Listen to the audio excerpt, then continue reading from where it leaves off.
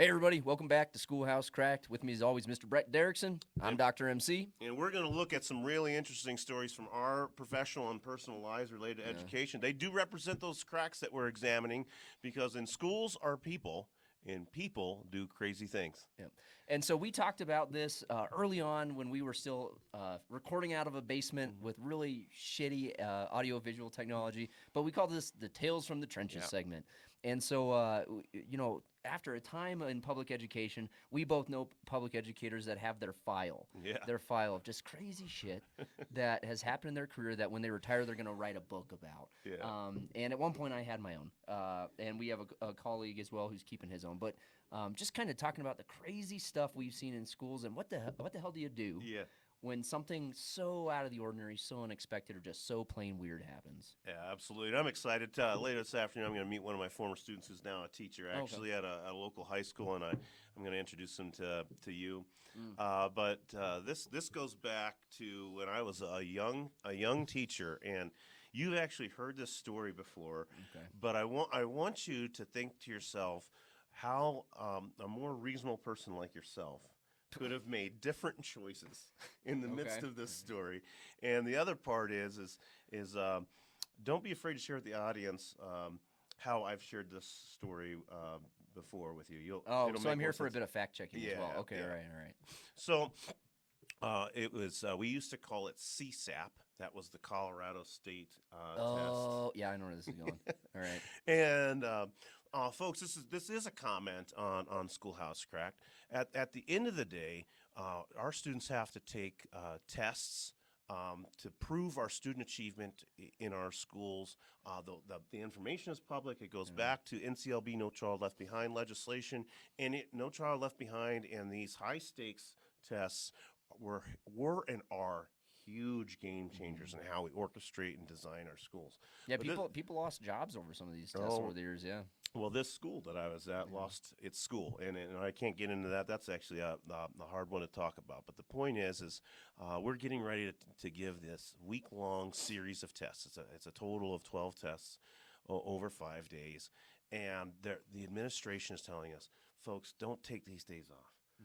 These tests are extremely important. They need their teachers there to help them, our best performance. Well, and the research does tell us that kids and adults perform best on assessments when it's in a familiar environment. That even sitting in the same chair they learn the material in is important. So even a trusted adult that they're familiar with could be beneficial. Absolutely, 100%. So I already agree with the administrator's comment there. No, for sure. Yeah. And I did so much that I put myself in jeopardy here. But the point is, I'm the lead tester, and I have a colleague who's a very respected teacher, a type A person. You would have really connected with this lady. She was sharp, and she's my co-proctor. Well, anyways, I have the flu, like full on. I am sick. This is pre-pandemic, so you came to school sick as a teacher because it was easier than writing subplans. Yeah, and I also was all in. I was all in on this process to help our kids perform at their best. So I go in. Anyways, everything had to be completely and totally secure. So we let the kids go out into the hallway to have their snacks in the hallway, and then she goes to the restroom, my co-proctor, and I have to go to the restroom. This is an emergency situation. So I pack up all the tests. I legitimately box them into my closet, lock my classroom door, and then I go to the faculty restroom. Well, the faculty restroom is just one of those one-person ones. It's locked. This is an emergency situation. So I run upstairs, and I go into the student restroom. I'm sorry, I was laughing at your T-Rex hands when you run. But this school was built in 1956. It's a big school. Yeah, and it's got like 10 urinals, no barriers, right? And so I'm terrified to go in there. Nobody wants to pee next to their teacher or anything like that. But I go in there, and luckily the last kid using the restroom leaves, and I'm in this giant restroom all by myself, and I feel terrible. So I kind of lean up against the wall, head up against the wall, and as you remember, I never unzipped my pants. So full-fledged, empty of my bladder, pee pants all the way down. Both of my legs, and I'm standing here in the restroom by myself, and I'm like, what do I do? And so this is just holding your crotch up towards the air dryer. Yeah. So this is where I don't know if this was mistake number one. I feel pretty good about my decisions, but you might say, hey, this is where you messed up. But anyways, I run across the hallway. I leave the bathroom, run across the hallway where we have a teacher's lounge. And I go in there, and one of my closest friends in the social studies department is squared me face to face. And I called her Germs because she was a big germaphobe. And so I'm like, Germs. And she's looking at me square in the eyes. And I just put 2 hands down, point at my crotch. And she's mortified, but she can totally see Which that. out of context could be highly suggestive. Yes, yeah, but you were covered in urine at this right, point. but she yeah. could tell that I had full-fledged peed my pants. So we came up with this plan. And the plan is that I walk extraordinarily close behind her, and she walks me all the way down the hall and into my classroom, stands at the edge of my desk, and I slide from behind her and into my chair, where I proceed to misproctor the state assessment. You just did you pick the wrong test Yes. to read? Is that what? Yes, Yeah. yes. Okay. And so then the students. I were, think "Mr. you could be Derickson." forgiven. You're sitting in your own urine. Yes, but nobody knows that. I'm just behind there. The co-proctor passed out the test. I misread the test. Like 10 minutes in the test, the kids are like, "Hey, Mr. Derickson, it says we're supposed to use our pre-write, our brainstorm, but we didn't do that." I'm like, But we have calculators out. Right. So anyway, so I call up. I get some direction to give the test out of order, blah, blah, blah. I got to cut this part of the story off. Long story short, though, I was walked out of the building 4 weeks later, and nobody knew why Mr. Derickson was being escorted out of the building and couldn't show up to school. Everybody's minds went to the worst possible place, but it really boiled down to right. I'll just say this, and you can read between the lines. I was 26 years old. I was the varsity girls soccer coach, and nobody knows why Mr. Derickson's been walked out of the class. Nobody knows that I misadministered the test 4 weeks ago. So it was a nasty, nasty event. It did end very well, folks, because I was disciplined. I was not allowed to give a standardized test for 2 full years. So every time we had a standardized test, I got to grade papers while my colleagues had to work on the assessment. The moral of the story here is if you don't want to administer standardized state assessments, just piss yourself. Yes, and work your way up to like incompetence, right? Don't be trustworthy. If you're not trustworthy, you can't have responsibility. Oh my God! If I was your colleague at that time and I'd found out you weren't proctoring because you peed your pants, I would hate you. Yeah, and I would just laugh constantly when they were stressed out over administering the test and I was getting all my grading done. It was a beautiful 2 years. So what would you have done differently? What I mean, you can't go back and not pee yourself. That's not fair. Right. Post peeing your pants, how would you have handled that situation? Well, I mean, anymore, and I don't know the circumstances back then, but most schools have emergency backup proctors for just that scenario. So I remember these tests, the CSAP test back when I was coming up as a young educator, and I was in an elementary school at the time, and the kid had puked on his test book. Yeah. And so the protocol at that time was put the book in a giant Ziploc bag and then try to transcribe the kid's responses from the puke book bag into another test.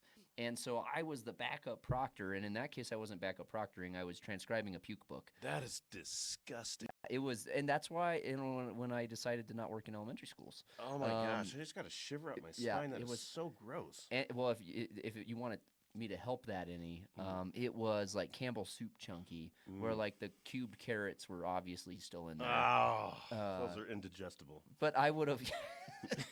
They are. They're in everything. I would have. I mean, you had landlines back then, or possibly smoke signals. But you, I would have probably used my classroom phone or asked a colleague to go to the test administrator and ask for the backup proctor at least until I could dry my pants. Yeah, in hindsight, I really could have used my human resources on that. But also in hindsight, you were committed to giving what now we know to be a meaningless assessment. But that commitment is strong. Thank you. And you need to be a lot. And I hope the audience doesn't miss out on my kind of heroic act. Because that was my motive. I was there for kids, man. You really laid on the sword for that one. I did. That's legit. I was legitimately thinking of my kids. I can actually picture some of the students from that very class because it was an advisory, Oh, and like so I had those kids for a number of years, and now they were juniors when they were taking that test, and I can picture them. But I was literally there for them with wet pants and all. So good thing it wasn't like the SAT or the ACT. Those kids wouldn't have gotten into college. I know, and it's a really good thing that my wife doesn't listen to our podcast because that would be embarrassing for her. But it's all right. Well, and so kind of on the flip side of that, you're talking about doing the right thing by kids. Mine that to this day I still regret a bit, but everybody else seems to find hilarious. Is what not to say to an escalated kid. Okay. And so to kind of lay the table here, we had this individual who had been with us for much longer than the traditional high school student. So, folks, that's longer than 4 years. The student's been with us, and I had worked summer school the summer prior. And over the course of summer school, this individual had assaulted a teacher. Nice. Assaulted a elementary school child, a female child, at a bus stop with a baseball bat. Hey. And so really like an upstanding citizen that we Yes. were all really looking forward to representing our school as a graduate in the future. That's terrifying. I want to say like tail end of the 5th year, going into a 6th year, didn't have enough credits to even graduate at the 6th year. So what we call aging out. The student Yeah. was inevitably going to, quote, age out. Parent was a real piece of work as well. So if you have an opportunity, go back and watch our Crazy Parents from Hell episode. Case in point there. And so I'm sitting in the office with one of our secretaries, and we're just chatting, and the bell had rung. Everybody's in class, and I just see this individual walk by with a female student in one direction. About 5 minutes pass, and then that student walks the other direction with that female student. And I'm like, okay, no surprise there. He's not going to class, which is why he's on the 6-year track here. Yeah. And then I see him walk back, and so this took place over like 20 minutes. So I'm going up and I'm making copies. I'd already seen a student. I see him walk by again with this female student. At this point, despite him being like a real gem, I thought I'd developed some decent rapport with him where we could kind of poke fun at each other, right? Yep. And I mean, because I'm not one to give up on a kid. Yeah. And this is when I was a school counselor still. And so finally, after the 3rd time, I yell out, and I'm going to use a different name here, but I go, "Hey, Johnny, you're really going to make the most out of 8 years of high school, aren't you?" Oh, you And- said that? Oh, yeah, which you know is super out of character Oh, for me. my word. I don't even believe it. Yeah, so I was a little spicy that day, apparently. Oh. And on any other day, I'm still confident he would have responded just fine there. He would have been like, "Oh, screw you, Yeah, screw but you, the MC." girl- yeah, but the the girl. female student was Yes. there, which I'm still kind of okay with because he was essentially almost old enough to buy beer. Yeah. And that was a sophomore girl, Yes. a 15-year-old girl. So I, in hindsight, I'm still kind of okay with it because that was an interesting dynamic Yeah. there. at Not play. the playbook, but you're still doing the right thing. Yeah. It's like I faked the punt and then went for a lateral. Anyway. And so that caused him to go off the deep end, and it was F-bomb you, I'm gonna F-and murder you. Oof. Your body's gonna be in my backyard. Did he really say something? Oh like yeah, that? it That's was awesome. to date some of the most awful things I've heard directed at an adult, any adult, let alone myself, in a school. I've heard worse kid to kid, but to date, still like one of the worst things I've heard a kid say to an adult in a public school setting. That's crazy. And, That's awesome. And so anyway, so I grab my radio and I'm like, "Hey, Johnny's popping off." I mean, I was more appropriate. I was like, "Hey, can we just have somebody respond to X hallway?" And he did this in front of like 6 other adults. So you want to talk about like witnesses of like threatened homicide. So anyway, he goes down to the front office, and at this point, one of our good friends is the dean at the time. Yep. And so he has him in his office, and he's trying to talk to him. But the whole time I go down there and I'm trying to fill out a report, the kid is looking at me through the glass window of our friend's office like Hannibal Lecter, like nose touching the glass, smiling at me. And it was one of the most discerning experiences I've ever had where I'm like, this kid's going to find me, and my wife's going to be a widow. I can picture the places and the people you're talking Like, about. and This is awesome. Like a Heath Ledger Joker smile on his face. So anyway, long story short, he ends up getting essentially expelled. And in Colorado, you don't really get expelled. You have to provide additional services. So this student was sent to another program. So a kid who was going to age out went to this program that grants credit for essentially breathing on a piece of paper. And was granting credit for anyway. So the kid went from being 2 years behind to graduating to showing up at our graduation that spring as a graduate, and had miraculously accumulated 12 of the 24 credits he needed to graduate in 3 months. Nice. Yeah, and so the whole so I'm on stage at graduation, and the whole graduation, he's in the audience with his cap and gown just doing that Joker smile at me, and I was like, this is where it's going to happen. He's Yeah. going to get his diploma, he's going to stab me. What did he do? Did he make a joke? No, he didn't do anything. He was on his Oh. best behavior because he was under a restraining order at that Oh. point for other things that had happened in the community. Thank goodness for those. This also reminds. I'm sorry, I have to tell you that I wish the audience could just be in our heads. The space that he's talking about, where the child ends up in an office where he's looking at Dr. Motor Chandler through the window, is this beautiful actual space, open space with offices all the way around it. This goes back to other things you shouldn't say, Dr. Motor Chandler. One day we're having lunch in this back room. Ah, I remember It's this. me, Okay. it's Dr. MC, and one of our other buddies who's also a dean. And we're just sitting around and bashing our administration. We're bashing our central administration. We're bashing our principal. It is just all things like so wonderful that you need to do in a half an hour in order to go back out and conduct difficult work. But it's very uncharacteristic of Dr. MC to do anything other than it's like purely professional conduct. It's not untypical for me or the other guy that's there. But in this case, he has his back to the door. And our assistant superintendent walks into the room, and he is just crushing her, and by name, and using things like incompetent, asinine, irresponsible. And I'm just sitting there looking at her over his shoulder, and I don't know what to do. I think you're recalling this a bit more in depth, but I remember saying something more along the lines of, I don't know how the hell she got that position. That's right. Yeah, Okay, yeah, like yeah, that's any yeah. better. Wait. It's not any better, but it's still on Wow. scope. I don't know how the assistant superintendent got her job. That's terrible. Oh my goodness. Here's one. Oh. Here's one from my classroom though. I'm 23 years old, and kids were wonderful back then. They would bring me donuts. I mean, this is what brought me into overweightness. Was Other actually- people. Yeah, Yes, yeah. it was. It was their choices to support their teacher, and my choice to support them with their gifts. Mainly, kids had figured out that I'll eat a Snickers and be kind. I'll drink a Coca-Cola and be kind. So you're the commercial. Yeah. Hungry, You just have a hangry, Snickers. yes, Yeah, yes. yeah. Okay. And in this particular case, it's like a Friday, and a kid has brought me a donut. So I'm like literally beginning my and it was I was big into direct instruction in the 90s or whatever. So which was I don't know, I loved it. I loved direct instruction. Probably not good for kids. You can imagine I enjoyed it.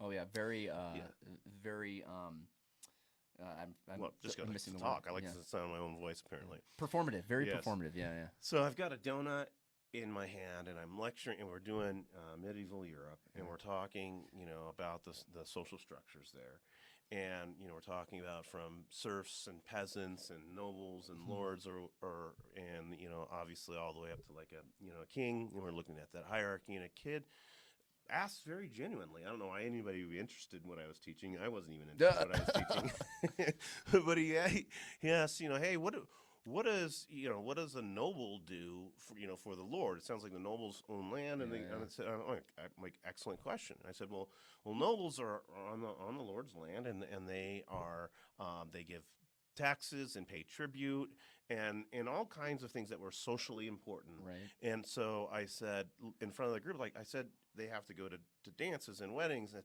attend the king's balls. Yeah. Oh. You know, Yeah, like you can't balls. say that in front of high school kids. Attend the king's balls.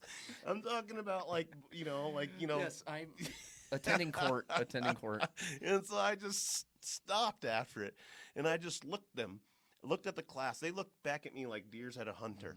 And then we just laughed, I think probably for the last 15 minutes. I mean, it was God. just absolutely... The bell rang, yeah. everybody went home happy. Yeah, but I will tell you this, to this day, I would give a little formative assessment on the social hierarchy of medieval Europe. That class killed it. Yeah. Well, and we know that kids and even adults will remember information when it's tied to a positive emotional experience, often humor. And we both always use humor in our quote direct instruction. But I want to finish with just one story that your story made me think about is like well-intentioned, like you're in a moment where you're really connecting with a kid. And so one of our friends who was an administrator, he was a first-year administrator. I was a first-year administrator coming out of counseling, and we both had been working with this kid.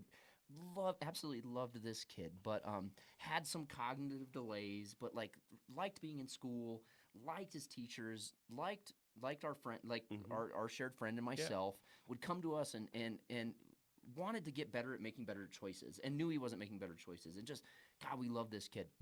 And so we got a report from another student that this kid had possibly a knife and possibly some drugs on him. And I get the report and I'm like, I know this kid and there's no way he knows what he truly knows what he's doing. Yeah. So like we're not, and so I talked to my buddy. I was like, I don't want to call him straight down to the discipline office. Like let's call him to kind of a neutral environment and just see what he says. Because I'm worried that he just doesn't know what he's doing, and maybe if he's quote holding it for a friend, which in this case I truly believed.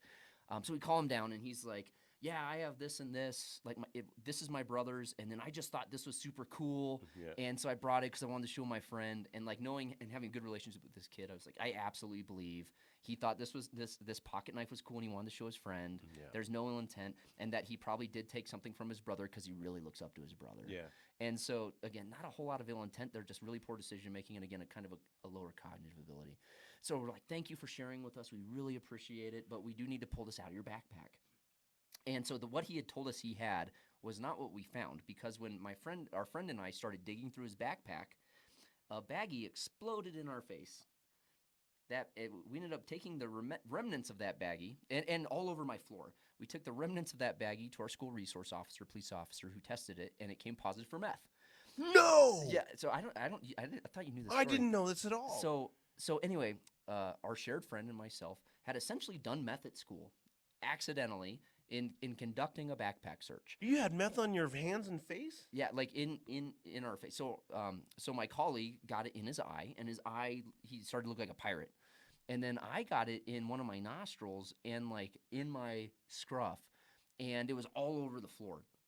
And so I started to have like an irritated nose, and our buddy's eye turned red and started to swell. So we were like, shit. What do we do? The cop just told us this is meth. Like, we think we ingested meth doing this backpack search. So we go to our boss, we go to our principal, who at the time is this like old school cowboy guy, like retired in another state, moved to Colorado, working a retirement job basically. And we're like, hey, here's what happened. And he just looks at us, leans back in his chair, and is like, well, how do you feel? And we both just looked at him. I was like, I don't know. I was like, I think I feel okay, but I've never had this experience before. And he was like, well, if you get high, go home. That is That's just boiling it down to its basic pieces. Yeah. You've got meth face, and he's just telling you to kind of like think about it. So then we go back to the school resource officer, the police for our city, and we're like, what do we do? And he's like, it was accidental. Nothing you can do. Either go home or like you can just wait it out. Anyway, long story short, neither one of us actually had ingested anything to have any adverse reaction. But we were both so paranoid that we were going to lose our jobs. Jeez. And so lesson learned, every backpack search I conducted afterwards, I opened the bag like this. Yeah. I opened the bag 3 feet away from my face. And the kid did have consequences, did have discipline, but still a really sweet kid. Why did he have And then the he meth? apologized to us because, so again, sweet kid. His brother was actively using it, but what his brother had told him he was using it for is to help him work out. Yeah. And so the kid wanted to be in shape like his brother. And so I don't believe the story that his brother was using it to work out, but that's what he told his impressionable younger sibling. Yeah. And he believed it, and he wanted to be like his big brother. Yeah. And so it broke my heart. And the thing that broke my heart the most is the kid apologized to us. Yeah. As it was happening, as we're freaking out that we have this all over the floor in our faces, he's like, "I'm so sorry. I'm so sorry." It sounds ridiculous, but for me that is heartwarming. It's just bringing back 1,000 different memories of just the amazing young people that we've worked with over the years, and no matter how much, I guess that's one of the things, folks. Schoolhouse Cracked is also a reflection of how difficult it is for schools to be a part of the centralized whole society, and we get to work with all walks of life. Yeah, all walks of life, and all people's kids, and what we have found over the years is that the human spirit is pretty universal. We work with a lot of amazing young people and a lot of adults, but the things that we deal with in our greater society are a part of our schools, and so at the end of the day, though, I guess that's kind of all those are a little bit heartwarming to me. The things that we try to do to support kids, the relationships that we forge, And along the way, there are some really great tales from the trenches. So we shared some of our tales from the trenches today, and ultimately here at Schoolhouse Cracked, we're looking for you to share with your tales of the trenches. And I'm speaking, of course, to teachers. Tell us some of those crazy stories, those unusual, off-the-wall things that nobody else would believe, or some of those beautiful moments from the trenches as well. But also, if you're a student, or you just were a student, and it's like you would never believe what happened to me or my school or how they handled this or whatever else. But let us dissect and maybe even challenge us with some of those things that maybe could have been done better. That would be fun work for Marcus and I. Yeah, so absolutely. Parents, students, teachers, administrators, send us your tales from the trenches. We'd love to share them in one of our segments and talk about it a bit more. So send us your tales from the trenches at schoolhousecracked@gmail.com. Subscribe to our YouTube channel at that button below. List your tales from the trenches in the comments to our YouTube channel. And be sure to download us on all your favorite podcast channels. All right. We appreciate you. Have a great day.